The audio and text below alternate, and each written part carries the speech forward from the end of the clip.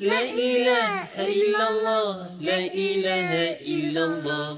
Avec mes amis, on se joue, on rigole et on court partout.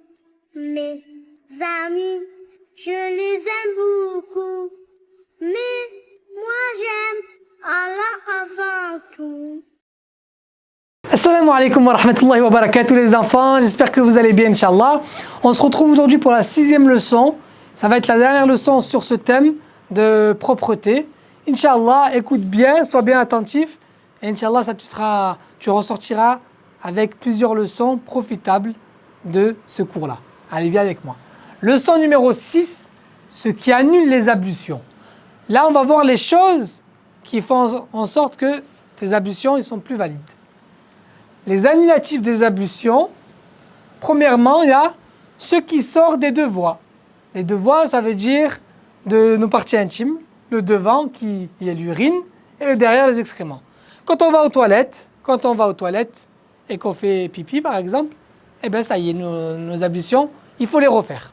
On ne peut pas, après être allé aux toilettes, dire « Ah oui, j'ai les ablutions, je vais faire la prière ». Non, il faut obligatoirement refaire nos ablutions, sinon la prière elle ne sera pas acceptée. Sinon c'est comme si on n'avait pas prié et Allah ne comptera pas comme si on avait fait la prière. Donc quand on va aux toilettes, quand on sort des toilettes, on refait nos ablutions. Le sommeil profond ou l'évanouissement. Quand on dort, par exemple on dort là, je dis n'importe quoi, exemple, vous dormez à 21h et vous vous réveillez à 7h. Là, durant ce temps-là, vous vous êtes endormi dans un sommeil profond. Quand on se réveille, il faut refaire ses ablutions. Même si tu avais tes ablutions avant de dormir. Avant de dormir, tu avais fait tes ablutions, tu étais avec ta maman, tu as peut-être lu une histoire, et ensuite tu t'es endormi. C'est pas je me suis réveillé, tu as dit « Ah mais j'ai fait hier soir mes ablutions ». Non, il faut les refaire parce que tu t'es endormi. Et même si tu dors un petit peu comme ça dans la journée, une sieste, il faut refaire aussi les ablutions. Et l'évanouissement. L'évanouissement, c'est quand Allah nous en préserve, ben on tombe dans les pommes comme ça, on est là, et hop, on tombe, et on est inconscient. C'est l'évanouissement. On ne sait plus du coup si on a... Voilà, c'est l'évanouissement. Donc, c'est rare ça, c'est très rare, mais Inch'Allah, vous ne l'aurez jamais dans votre vie. Vous vous évanouirez jamais, excusez-moi. Et se toucher les parties intimes. Il ne faut pas se toucher les parties intimes. Se toucher les parties intimes, c'est que quand on va aux toilettes pour faire nos besoins. Sinon, dans la journée, comme ça, on ne se touche pas nos parties intimes parce que sinon, ça annule les ablutions. Les choses réprouvées pendant les ablutions. Là, les choses réprouvées, c'est des choses qui... C'est pas bien de faire pendant les ablutions, mais les ablutions, elles sont quand même acceptées. Parler pendant les ablutions. Quand tu fais tes ablutions, le mieux, c'est de ne pas parler. Le mieux, tu parles ni à ta maman, ni à ton petit frère, ni à ta soeur, à personne.